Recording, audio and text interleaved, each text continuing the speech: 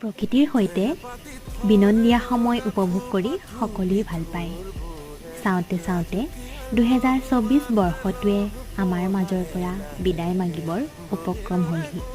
প্ৰাপ্তি অপ্ৰাপ্তিৰ বহু হিচাপ নিকাচৰ মাজত সময় বাগৰিল। পখিৰা চুখুৰা আকৌ চেকুৰিল। 2024 বৰ্ষৰ প্ৰান্তত যোৰহাট জিলাৰ পৰা কিছু দূৰৈত অৱস্থিত বাঘমৰা বনভোজস্থলীত আমিও প্ৰকৃতিৰ মাজত হেঙুলীয়া ৰহণ সনা সৌন্দৰ্য উপভোগ কৰিলোঁ।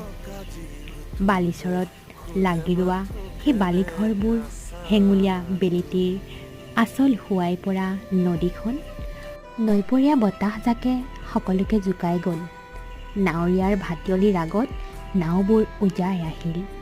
সময় বাগৰিল।